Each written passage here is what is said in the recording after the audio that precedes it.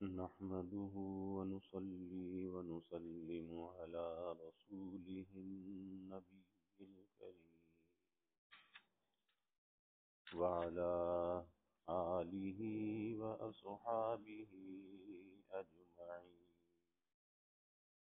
اللهم صل على سيدنا ومولانا محمد وعلى آل سيدنا ومولانا محمد وبارك وسلم صلاة وسلاما كثيرا كثيرا. توفیق الہی اپنے مرشد پاک کی برکت سے حکیم الامت مجدد الملت حضرت تھانوی رحمۃ اللہ علیہ کے مواعظ کا سلسلہ چل رہا ہے. اسباب الفتنہ کے نام سے حضرت کا یہ واعظ چل رہا ہے، جس میں بات چل رہی تھی کہ سادگی اور بے تکلفی. اس پر صحابہ کے واقعات بھی عرض کیے، اولیاء امت کے واقعات بھی عرض کیے. اسی طرح فرمایا کہ سادگی کی ایک شک یہ بھی ہے کہ اگر انسان کو کسی سوال کا جواب نہ آتا ہو تو کہہ دے کہ مجھے نہیں آتا، لا ادری. کہا کہ حضور صلی اللہ علیہ وسلم نے بھی بعض سوالوں پر فرمایا کہ لا ادری، مجھے نہیں آتا. پھر کسی صحابی نے سوال کیا کہ دنیا میں سب سے بہترین جگہ کون سی ہے؟ آپ نے فرمایا کہ مجھے معلوم نہیں، جبرائیل سے پوچھ کر بتاؤں گا. جبرائیل امین سے پوچھا، انہوں نے کہا مجھے بھی معلوم نہیں، اللہ سے پوچھ کر بتاؤں گا. اور پھر وہ اللہ سے پوچھ کر آئے تو عرض کیا کہ دنیا میں بہترین جگہیں مساجد ہیں اور بدترین جگہیں بازار ہیں. تو جب حضور صلی اللہ علیہ وسلم بھی یہ فرماتے ہیں لا ادری، مجھے نہیں معلوم، تو پھر آج اس بات کو یہ سمجھنا کہ اگر اس میں تو ہماری بات خراب ہو جائے گی، لوگ کیا کہیں گے، اسے تو کچھ پتہ نہیں ہے، تو یہ نہیں ہونا چاہیے. جو نہ آتا ہو کہہ دے کہ نہیں ہے. اس پر بات چل رہی. فرمایا کہ اسی طرح گو بیان میں بھی ربط کا ہونا ضروری ہے، مگر درمیان میں جب کوئی دوسرا ضروری مضمون ذہن میں آ جاتا ہے تو میں اس کو چھوڑتا نہیں. ربط کی ایسی پابندی بھی نہ چاہیے کہ ضرورت کا بھی لحاظ نہ کیا جائے. اس لیے درمیان میں تکلف اور بے تکلفی پر یہ مضمون ایک ضرورت سے بیان ہو گیا. وہ ظاہر میں یہ اجنبی کلام تھا، مگر بحمد اللہ یہاں تو بے ربطی میں بھی ربط باقی ہے. بے ربطی میں بھی ربط باقی ہے کہ درمیان میں ایک ضرورت سے دوسری بات آ گئی، اس کو ختم کر کے پھر اپنے اصل کلام کی طرف عود کر آیا ہوں. تو میں اس کو بیان کر رہا تھا کہ اس مقام پر حق تعالی نے ہماری دو محبوب چیزوں کا ذکر فرمایا اور ان کے بعض مفاسد پر ہم کو مطلع فرمایا، جن میں اکثر لوگ مبتلا ہو جاتے ہیں. اور یہ مضمون اس وجہ سے قابل ذکر ہے کہ ہماری بدحالیوں کا زیادہ سبب انہی دو چیزوں کی محبت ہے. چنانچہ محبت مال کی بدولت باہم بغض و عداوت ہو جاتی ہے. مال کی محبت مسلمانوں میں جو آئے دن مقدمے بازی ہوتی ہے، اس کا منشا یہی محبت مال ہے. نیز محبت مال ہی کی وجہ سے دوسروں کا حق دبایا جاتا ہے. صاحبو، آپ اپنے امراض کو اچھی طرح جانتے ہیں، میں کوئی دقیق بات نہیں بیان کر رہا ہوں، یہ تو کھلی ہوئی باتیں ہیں جن کو ہر شخص اپنے اندر غور کر کے جان سکتا ہے. صاحبو، کیا آپ اس سے انکار کر سکتے ہیں کہ ہم لوگ اکثر بیٹیوں کو حصہ نہیں دیتے، میراث سے بیٹیوں کو حصہ نہیں دیتے. زیادہ تو یہ ہے کہ خود باپ ہی ایسا کرتے ہیں کہ وہ اپنے سامنے ہی سب جائیداد لڑکوں کو دے جاتے ہیں کہ زندگی میں تقسیم کر دی، اور بیٹوں کو دے دی، بیٹی کو کچھ نہ دیا. اور اگر باپ نے ایسا نہ کیا تو بعد کو بھائی ایسا کرتے ہیں کہ بہنوں کو حصہ نہیں دیتے. دنیا دار تو ان کا حق ہی نہیں سمجھتے، مگر وہ اس میں یہ تعویل کر لیتے ہیں کہ بہنوں نے ہم کو معاف کر دیا. میں کہتا ہوں اول معافی کی حقیقت تو سمجھ لیجئے، پھر میں پوچھوں گا کہ کیا بہنیں اس طرح معاف کرتی ہیں؟ معافی کی حقیقت یہ ہے جو اس آیت میں مذکور ہے، فَإِن طِبْنَ لَكُمْ عَنْ شَيْءٍ منہ نفسا فکلوہ ہنیئا مریئا، کہ حق تعالیٰ نے مردوں کو خطاب فرماتے ہیں، حق تعالیٰ مردوں کو خطاب فرماتے ہیں کہ اگر عورتیں اپنے مہر میں سے کچھ حصہ دل کی خوشی سے تم کو دے دیں، دل کی خوشی سے، تو اسے کھاؤ خوشگواری اور لذت کے ساتھ۔ تو اس سے معلوم ہوا کہ معافی یا عطا کے لیے خوش دلی ضروری ہے، دل کی خوشی، کوئی جبر نہ ہو، کوئی مجبور نہ کیا جائے۔ مگر یہاں اس کی ذرا بھی پرواہ نہیں کی جاتی کہ بہن نے خوشی سے دیا ہے یا اوپر دل سے دیا ہے یا دباؤ ڈال کر دیا ہے۔ بس جہاں اس کی زبان سے اتنا نکلا کہ میں نہیں لیتی، اور وہ تکلفاً کہتی ہے، حقیقتاً نہیں کہتی، میں نہیں لیتی، اور بھائی نے اس کو معافی سمجھ لیا، پھر الٹ کر اس سے یہ کوئی نہیں کہتا کہ یہ بات دل سے کہہ رہی ہے یا محض زبان سے کہہ رہی ہے، اتنا بھی نہیں پوچھتے۔ اور یہیں سے میں اس پر بھی متنبہ کرتا ہوں کہ آج کل جو چندہ لیا جاتا ہے اس میں بھی اکثر خوش دلی کا اہتمام نہیں کیا جاتا، وہ اس میں دینے والوں پر بھی ملامت ہے کہ وہ دین کے کاموں میں خوشی سے کیوں نہیں خرچ کرتے، لیکن اگر وہ یہ کوتاہی کرتے ہیں تو اس سے لینے والوں کو وہ چندہ حلال نہ ہو جائے گا۔ حدیث میں صاف حکم موجود ہے کہ یاد رکھو کسی مسلمان آدمی کا مال بدون اس کی خوش دلی کے حلال نہیں ہوتا۔ اگر کسی نے محض شرم و لحاظ سے چندہ دیا ہو، کسی کی دباؤ سے مجبور کر کے، تو اس کا لینا ہرگز جائز نہیں۔ اور اگر یہ کہا جائے کہ صاحب اتنی احتیاط کی جائے تو چندہ بہت کم ہو جائے گا جس سے کام نہیں چل سکتا، تو اول تو مجھے اسی میں کلام ہے کہ کام نہیں چل سکتا۔ آپ تجربہ کر کے دیکھ لیجئے کہ ضروری کام میں تو اتنا ہی روپیہ صرف ہوتا ہے جو حدود شریعت کے مافک آتا ہے ضروری کام میں، اور جو ایسا ویسا چندہ ہوتا ہے وہ کام میں صرف نہیں ہوتا بلکہ بے تکا خرچ ہوتا ہے، کہیں بے ضرورت عمارات میں، کہیں مہمانوں کی فضول خاطر مدارات میں، وغیرہ وغیرہ۔ اور اگر تسلیم کر لیا جائے کہ قلیل چندے سے کام نہیں چل سکتا، تو میں پوچھتا ہوں کہ کام چلانے سے غرض کیا ہے؟ کام چلانے سے غرض کیا ہے؟ ظاہر ہے یہی غرض ہے کہ حق تعالیٰ راضی ہوں۔ تو اگر وہ راضی نہ ہوئے تو بتلائیے کام چلا کر کیا کیجئے گا؟ ایسا کام چلا کر کیا کرو گے؟ بس سہل صورت یہ ہے کہ حدود شرعیت کے مافق چندہ لو اور جتنا کام اس میں چل سکے اتنا چلاؤ، زیادہ کا قصد ہی نہ کرو۔ اگر کسی وقت زیادہ چندہ آ جائے اس وقت اور کام بڑھا دو، اور اگر کم ہو جائے تو تم بھی کام کو کم کر دو، کیونکہ آپ اتنے ہی کام کے مکلف ہیں جتنا کر سکتے ہیں، اس سے زیادہ کے مکلف نہیں۔ تو جتنا کام حلال چندے میں آپ کر سکیں اس سے زیادہ ہرگز نہ کریں، تاکہ حرام چندے کی ضرورت ہی نہ ہو۔ مگر اب تو یہ حالت ہے کہ ابتدائی سے بڑے پیمانے پر کام شروع کیا جاتا ہے اور اس کے لیے حلال چندہ کافی نہیں ہوتا، تو پھر حدود سے آگے بڑھتے ہیں اور اس کی کچھ پرواہ نہیں کرتے کہ کون خوشی سے دے رہا ہے اور کون دباؤ یا لحاظ سے۔ یہی معاملہ بہنوں کے حق میں ہو رہا ہے۔ اہل علم نے تعویل کر لی ہے کہ اس نے تو اپنا حق معاف کر دیا۔ میں پوچھتا ہوں ذرا انصاف سے کہنا، کیا بہنوں نے خوشی سے اپنا حق توڑا ہے؟ ہرگز نہیں، بلکہ محض بدنامی کے خوف سے، کیونکہ بہنوں کے لیے یہ بات عیب شمار کی جاتی ہے کہ وہ باپ کی جائیداد میں حصہ لے، نیز وہ اس خیال سے بھی نہیں لیتی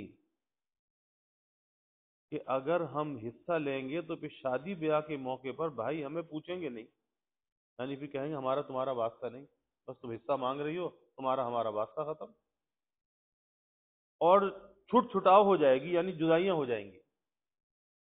تو یہ دینا کچھ خوشی کا دینا نہ ہوا۔ دوسرے، دینا اس شخص کا معتبر ہوتا ہے جسے شے موہوب کی حقیقت بھی معلوم ہو، یعنی جس چیز کو دے رہا ہے وہ اس کی حقیقت بھی سمجھتا ہو، اور جسے اپنے فعل کی حقیقت بھی معلوم نہ ہو اس کا دینا معتبر نہیں۔ یہی وجہ ہے کہ نابالغ اور معتوہ پر حجر کیا جاتا ہے، یعنی اس کو تصرفات سے روک دیا جاتا ہے کہ اس کی جائیداد کورٹ ہو جاتی ہے کہ اس میں کچھ بیع و شرع نہیں کر سکتا، کیونکہ وہ اپنے تصرفات کی حقیقت سے بے خبر اور نفس و ضرر سے ناواقف ہے، نابالغ ہے، اسے پتہ ہی نہیں کہ کیا نفع ہے کیا نقصان ہے۔ اب دیکھیے، بہنیں جو اپنا حق چھوڑ دیتی ہیں، کیا ان کو اپنے اس فعل کی حقیقت معلوم ہوتی ہے؟ ہرگز نہیں۔ لڑکیوں کو یہ معلوم ہی نہیں کہ جائیداد کیا چیز ہوتی ہے اور وہ کیسی قیمتی چیز کو چھوڑ رہی ہیں، اس لیے بدون تجربے کے ان کی معافی معتبر نہ ہوگی، بلکہ اس بارے میں وہ مثل معتوا کے شمار ہوں گی۔ سچی معافی کی صورت یہ ہے کہ وہ 3-4 برس تک اپنی جائیداد پر قابض رہیں، ان کا حصہ ان کے قبضے میں دے دیا جائے کہ بھئی تم اس سے فائدہ اٹھاؤ، نفع اٹھاؤ، برتو، استعمال کرو، اور پھر بھی دل نہ چاہے تو پھر ہبہ کر دینا، واپس کر دینا۔ تو 3-4 برس تک اپنی جائیداد پر وہ قابض رہیں، ہر فصل کی پوری آمدنی وصول کرتی رہیں، اگر زمین ہے، فصل ہے، اس کی آمدنی وصول کرتی رہے۔ جب اس عرصے میں ان کو جائیداد کی حقیقت معلوم ہو اور اس کا نفع اور لذت خوب معلوم ہو جائے کہ اس میں کتنا نفع ہے، کتنی لذت ہے، کتنی زمین کی آمدنی ہے، اس کے بعد اگر وہ نہ لیں تو بے شک یہ دینا کچھ شمار کے قابل ہوگا۔ اب ان کا واپس کرنا دینا شمار کے قابل ہوگا۔ بعض لوگ یہ کہہ دیتے ہیں کہ صاحب ہم نے بیاہ شادی اور بلانے رکھنے میں بہنوں کو اتنا دے دیا ہے جس سے ان کا حق ان کے پاس پہنچ گیا، کہ جی شادی میں جہیز دیا تھا تو اتنا پہنچ گیا کہ ان کا حق تو ان کو پہنچ گیا۔ سو یہ دینا بالکل قابل اعتبار نہیں، کیونکہ اس کو جائیداد کی قیمت کہہ کے نہیں دیا جاتا، اور نہ بہنیں اس کو قیمت سمجھ کر لیتی ہیں، بلکہ یہ تو محبت کا برتاؤ سمجھ کر دیا جاتا ہے۔ عقد بیع کے لیے ایجاب و قبول اور بذل کی تعیین اور اس پر ترازی طرفین ضروری ہے، کہ جگہ کی پتہ ہو کہ کیا جگہ ہے ترک وراثت میں، اور پھر اس کا آپس میں بدل ہو، قبضہ ہو۔ یہاں ان میں سے ایک بات بھی نہیں ہوتی، پھر تمہاری ان سب باتوں کے مان لینے کے بعد بھی یہ بات ہے کہ بہن جو یہ کہہ دیتی ہے کہ میں نے اپنا حق معاف کر دیا، اس سے تو کسی طرح بھی بھائی کے لیے بہن کا حق حلال نہیں ہو سکتا، چاہے وہ خوشی ہی سے معاف کرتی ہو، کیونکہ معافی کی حقیقت ابراء ہے، اور ابراء دیون سے ہوتا ہے نہ کہ اعیان سے۔ اور اگر اس کو ہبہ کیا جائے تو اول تو اس لفظ کے یہ معنی نہیں کہ اگر ہوں بھی تو ہبہ کے لیے، اور موہوب کا مقسوم ہو، مفرض ہونا شرط ہے، مشاع کا ہبہ درست نہیں۔ اور عموماً بہنوں کی یہ معافی تقسیم و قبضہ سے پہلے ہوتی ہے، وہ چیز ان کے قبضے میں جاتی نہیں۔ اگر ان کے قبضے میں آ جائے اور قبضے میں لے کر پھر کہے کہ میں آپ کو ہبہ کرتی ہوں تو پھر تو صحیح ہے۔ اس لیے کسی حال میں اس لفظ سے بہن کا حق ساقط نہیں ہوتا۔ اگر کسی بہن کو اپنا حق خوشی سے دینا ہی منظور ہو تو اس کی بے خلجان صورت یہ ہے کہ معافی کا لفظ نہ کہے، بلکہ بھائی سے یوں کہے کہ میں نے اپنا حصہ تمہارے ہاتھ اتنے روپے میں بیع کیا، اور وہ کہے میں نے قبول کیا۔ اب زمین بہن کی ملک سے نکل گئی اور بھائی کے ذمے زر ثمن واجب ہو گیا، اتنی قیمت، اتنی مالیت بھائی کے ذمے واجب ہو گئی۔ اب اس زر ثمن پر وہ جو مالیت ہے، اس کی رقم ہے، اس کو یہ بہن اگر چاہے معاف کر دے، وہ رقم معاف کر دے، اس کی مالیت جو مقرر کرے وہ معاف کر دے۔ اب بتلائیے اس طرح کون کرتا ہے؟ اور افسوس یہ ہے کہ طریقہ معلوم ہونے کے بعد بھی کسی کو یہ توفیق نہیں ہوتی کہ بہن کی گزشتہ معافی معتبر نہ تھی، لاؤ اب اس سے دو بول پھر کہہ لے کہ پچھلا معاملہ گڑبڑ ہو گیا، چلو اب مسئلہ معلوم ہو گیا، اب اس کو صحیح کر لیں۔ ذرا سی سستی اور غفلت میں عمر بھر حرام کھاتے ہیں۔ بھلا کوئی ان سے پوچھے کہ زبان ہلانے میں کیا خرچ ہوتا ہے؟ مجھے نہایت افسوس ہوتا ہے مسلمانوں کی یہ حالت دیکھ کر کہ وہ معاملات میں قانونی رعایات تو بہت جلدی کر لیتے ہیں مگر شرعی رعایات نہیں کرتے، شریعت کی رعایت نہیں ہے۔ اس کی پرواہ ہی نہیں کہ اس معاملے میں شرعن سقم ہے، لاؤ اس کی اصلاح کر لیں۔ اور اگر کوئی یہ عذر کرے کہ بہن سے زبانی کہتے ہوئے شرم آتی ہے کہ ہم اپنی زبان سے کیسے کہیں بہن تم ایسا کر لو، تو شرم آتی ہے، تو شرم آتی ہے تو خط میں لکھ کر بھیج دو، خط بھیج دو۔ اور اگر اتنا بھی نہیں ہو سکتا تو آپ کی پھر وہی مثال ہوگی جو واجد علی شاہ کے احادیوں کی تھی، کہ اتنا کام بھی نہیں کر سکتے کہ خط بھیج دو، آج کے زمانے میں کوئی میسج کر کے اس کو کہہ دو، تو پھر وہی مثال ہے جو واجد علی شاہ کے احادیوں کی تھی، کہ دو احادی ایک جگہ جمع تھے، ایک لیٹا ہوا تھا ایک بیٹھا ہوا تھا، سامنے سے ایک سوار گزرا تو لیٹے ہوئے احادی نے اس کو پکارا کہ بھائی سوار، بھائی سوار، ذرا یہاں تو آنا۔ وہ آیا، پوچھا کہ کیا کہتا ہے؟ کہا یہ جو بیر میرے سینے پر رکھا ہے اٹھا کر میرے منہ میں ڈال دے۔ اس نے کہا کہ کم بخت، تو نے اتنے ذرا سے کام کے واسطے میرا راستہ کھوٹا کیا، اتنا کام تو خود نہیں کر سکتا۔ کہنے لگا اللہ کے واسطے تو ہی میرے منہ میں ڈال دے، اب میں کہاں ہاتھ ہلاؤں، پھر سینے پر لاؤں، پھر منہ تک لے جاؤں۔ سوار نے کہا، اس کے دوسرے ساتھی سے کہا کہ ابے تو اس کے پاس بیٹھا ہوا ہے، تو نہیں ڈال دیا ہوتا؟ اس نے کہا کہ بس جناب ایسی بات نہ کہیے گا، میں کھلاؤں گا اس کو، اسے بیر کھلاؤں؟ سنو، کل میں لیٹا ہوا تھا، یہ بیٹھا ہوا تھا، میں نے جمائی لی، اس وقت کتا میرے منہ کے اندر موتنے لگا، تو اس سے اتنا نہ ہوا کہ اس کو ہٹا دیتا، تو میں اس کو ضرور بیر کھلاؤں گا۔ مجھے اس پر اپنے طبقے کی بھی ایک حکایت یاد آئی کہ ہماری جماعت میں بھی ایک طبقہ اس قسم کا ہوتا ہے، یعنی طالب علموں کا طبقہ۔ چنانچہ ہمارے مدرسے میں ایک طالب علم کے حجرے میں چوہے نے بہت سی مٹی نکال کر ایک ڈھیر جمع کر دیا۔ تو چوہے گڑھا کھودتے ہیں نا، تو مٹی نکال نکال کے ڈھیر کرتے رہتے ہیں باہر، تو بہت سا مٹی کا ڈھیر کر دیا، اور وہ حضرت روزانہ اس کو دیکھتے تھے، مگر اتنی توفیق نہ ہوئی کہ باہر اٹھا کر پھینک دیتے یا سوراخ ہی بند کر کے وہیں دبا دیتے۔ بس جیسے چوہے نے نکالی تھی اسی طرح ڈھیر لگا رہا۔ ایک دن ہمارے بھائی صاحب کے کارندے جو حاجی بھی ہیں ان کے حجرے میں آ گئے، ان کو ڈھیر لگا ہوا برا معلوم ہوا، انہوں نے مٹی سوراخ میں بھر کر درست کر دیا اور حجرے کی صفائی کر دی۔ اس کے بعد چوہے نے پھر مٹی نکال دی۔ کسی نے کہا کہ میاں اس کو درست کر دیا ہوتا، یہ مٹی جو نکالی ہے اس کو درست کر دیا ہوتا، تو آپ فرماتے ہیں کہ حاجی جی آ کر کر لیں گے، حاجی جی آ کر کریں گے۔ بس حاجی جی نے ایک دن صفائی کر کے ایسی خطا کر دی تھی کہ عمر بھر کے لیے وہی اس کام کے ملازم ہو گئے۔ خیر طلبہ کی اس کاہلی سے کوئی دینی ضرر تو ہوتا نہیں، مگر نظافت کے خلاف ضرور ہے، اور اس میں ان کو کچھ عذر بھی ہے کہ وہ پڑھنے میں ایسے مشغول ہوتے ہیں کہ دوسرے کاموں پر توجہ نہیں ہوتی، اور اسی وجہ سے اکثر مولویوں کا خط بھی صاف نہیں ہوتا، کیونکہ وہ مقصود میں ایسے منہمک ہوتے ہیں کہ زوائد پر توجہ نہیں ہوتی۔ ملا جیون کے طالب علموں کا قصہ مشہور ہے کہ ایک دن ان کی بیوی نے کہا کہ طالب علم بڑے کاہل ہوتے ہیں۔ ملا جی نے کہا کہ نہیں، تم غلط کہتی ہو، اس کا ثبوت دو۔ تو اس نے شوربے کے پیالے میں ایک تنکا ڈال دیا اور کہا کہ دو طالب علموں کو اس میں شریک کر دینا۔ چنانچہ دو طالب علموں نے کھانا کھانا شروع کیا، اور جس کے سامنے وہ تنکا جاتا تھا وہ اپنے سامنے سے دوسرے کی طرف کھسکا دیتا تھا۔ بالآخر کھانے سے فراغت ہو گئی اور تنکا پیالے ہی میں رہا۔ تب ملا جی کی بیوی نے ان کو دکھایا کہ دیکھو تمہارے طالب علم ایسے کاہل ہیں کہ ایک تنکے کو نکال کر نہ پھینکا گیا، سالن کھا لیا اور تنکا پیالے ہی میں رہا۔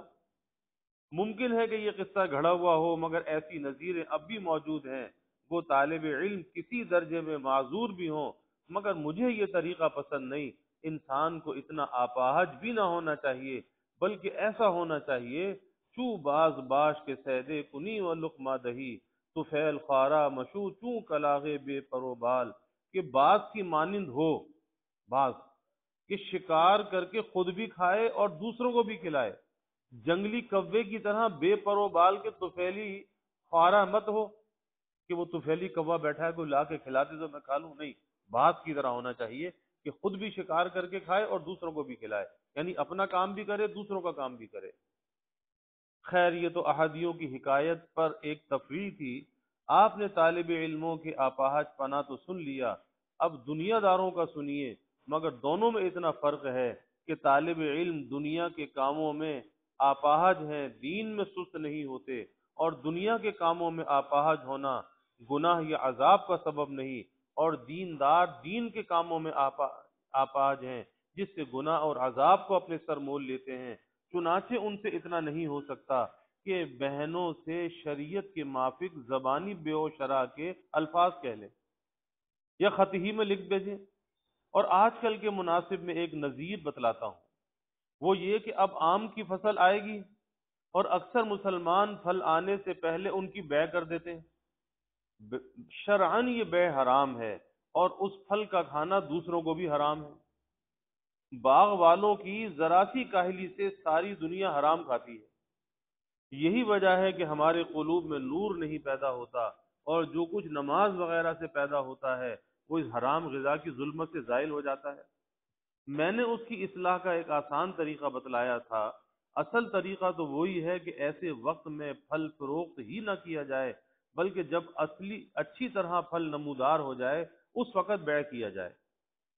اس میں باغ والے یہ عذر نکالتے ہیں کہ صاحب اس وقت تک کون حفاظت کرے، لیکن میں کہتا ہوں کہ اگر کسی وجہ سے گورنمنٹ کا یہ قانون ہو جائے کہ پھل خوب نمودار ہونے سے پہلے کوئی بیع نہ کرے تو اس وقت کوئی عذر نہ کرے گا، بلکہ سب کو حفاظت کے طریقے خود بخود سوچ جائیں گے۔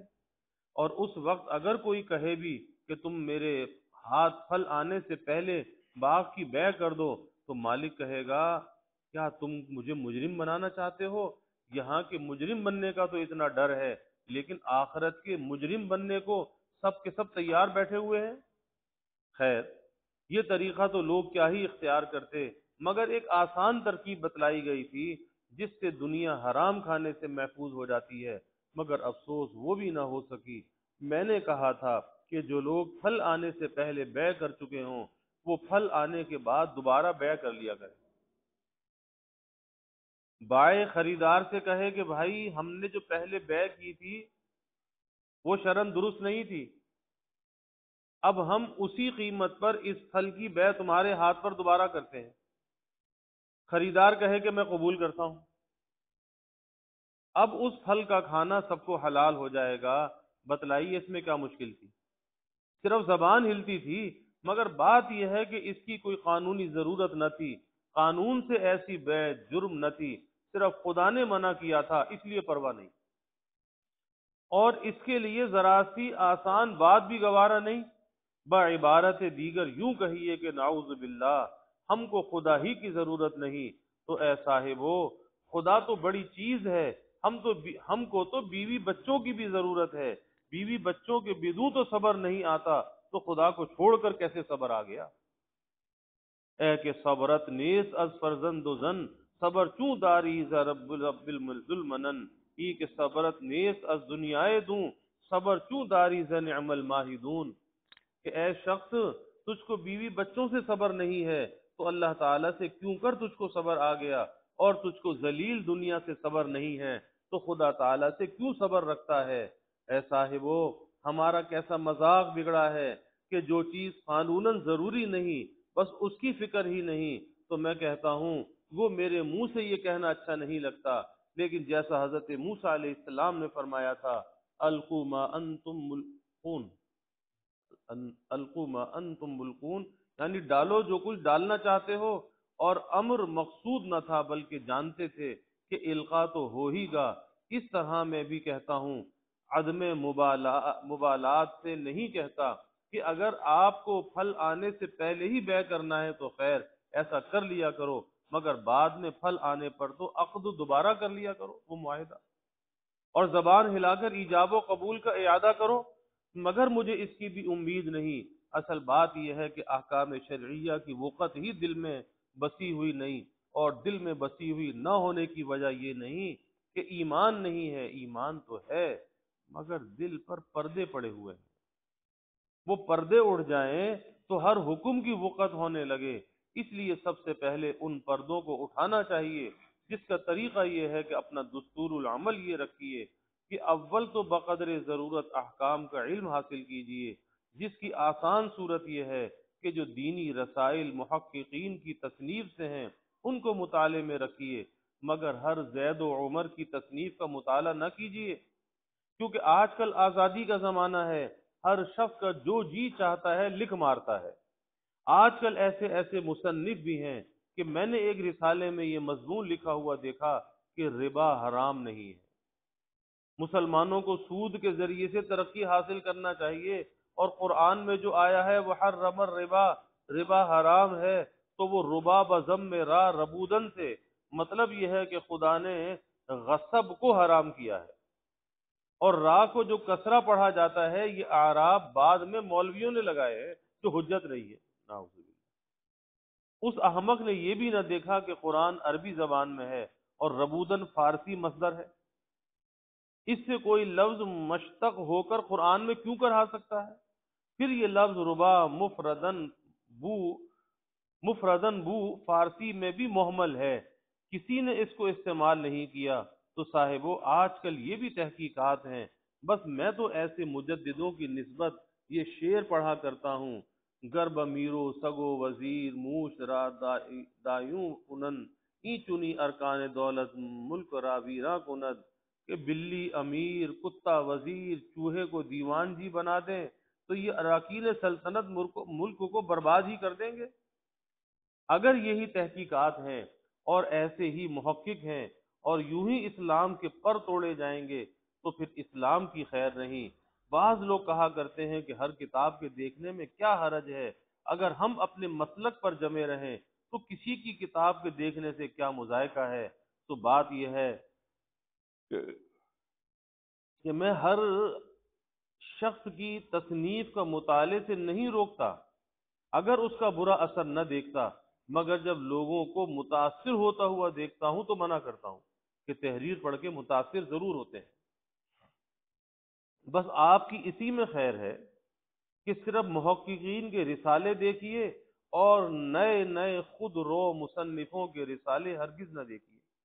اور یہ زمانہ تو سوشل میڈیا کا زمانہ ہے، اس میں لوگ میسیج دیکھتے ہیں، ویڈیو دیکھتے ہیں، متاثر ہو جاتے ہیں، اور پھر متاثر ہو کے پھر سوال کرنے لگتے ہیں۔ اور میں عنقریب محققین کو بھی بتلا دوں گا کہ وہ کون کون لوگ ہیں، غرض جو پڑھے لکھے ہیں وہ تو یہ رسائل دیکھیں اور پورا نصاب دیکھیں، ایک دو رسالے کا مطالعہ کافی نہیں، اور وہ نصاب بھی کوئی محقق ہی بتلا دے گا، اور اثناء مطالعہ میں جہاں شبہ رہے اس پر وہاں نشان بناتے رہیں، اور بعد میں ان مشتبہ مقامات کو کسی محقق سے زبانی حل کر لیں۔ اور جو ان پڑھ ہیں وہ ان رسالوں کو سن لیا کریں، اگر تم کو طلب ہوگی تو انشاءاللہ کوئی سنانے والا بھی مل جائے گا۔ ایک تو اس کا التزام کر لیں، اور دوسری بات یہ کرو کہ جو کام کرنا ہو، خواہ نوکری یا ملازمت یا تجارت یا شادی یا غمی، سب کے متعلق پہلے کسی محقق سے حکم شرعی دریافت کر لو کہ شرعی حکم کیا ہے۔ اگرچہ عمل کی بھی توفیق نہ ہو، دریافت کر لینے میں کم از کم یہ فائدہ ضرور ہوگا کہ اس کے جائز ناجائز ہونے کا تو علم ہو جائے گا۔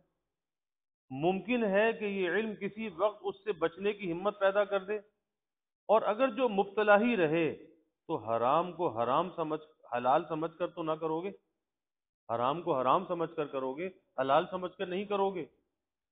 اب آج کل یہ حالت ہے کہ لوگ ضروری باتیں تو دریافت کرتے نہیں، وہ مسائل پوچھتے ہیں جن سے کبھی کوئی واسطہ نہ پڑے، یا وہ مسائل پوچھتے ہیں جو پہلے سے معلوم ہے تاکہ مولوی صاحب کا امتحان ہو سکے۔ چنانچہ رامپور میں ایک صاحب نے مجھ سے اختلافی مسائل پوچھے جن میں میرا مسلک ان کو معلوم بھی تھا، میں سمجھ گیا کہ اس سوال سے میرا امتحان مقصود ہے۔ میں نے کہا کہ آپ امتحان کے لیے پوچھتے ہیں یا عمل کے لیے؟ اگر عمل کے لیے پوچھتے ہیں تو اس کے لیے مسئول سے اعتقاد ہونا شرط ہے، اور آپ مجھے جانتے بھی نہیں تو میرے معتقد کیسے ہو گئے؟ اور محض نام سننا کافی نہیں، نام تو نامعلوم کتنوں کا سنا ہوگا، اور جو امتحان کے لیے پوچھتے ہیں تو آپ کو میرے امتحان کا کیا حق ہے؟ بس وہ اپنا سا منہ لے کر رہ گئے۔ میں ایسا روگ نہیں پالتا کہ ہر شخص کے سوال کا اس کی مرضی کے مافک جواب دیا کروں۔ جہاں میں دیکھتا ہوں کہ سوال سے مقصود عمل نہیں، وہاں کبھی جواب نہیں دیتا۔ غرض آج کل لوگ اس قسم کے مسائل دریافت کرتے ہیں، حالانکہ اس طرح کام نہیں چل سکتا۔ ہر کام قاعدے سے ہوا کرتا ہے۔ بس سب سے پہلے کسی شخص کی حالت کو جانچ لو، خوب امتحان کر لو۔ جب اس کے علم و عمل پر کافی اطمینان ہو جائے، اب اس سے پوچھ پوچھ کر عمل کرو اور فضول باتیں نہ پوچھو۔ اور یہ یاد رکھو کہ بدون اس طرح جانچے ہوئے کسی کو اپنا بڑا نہ بناؤ، کیونکہ دین بڑی قدر کے قابل چیز ہے۔ دین سب سے زیادہ قابل قدر چیز ہے۔ اللہ تعالیٰ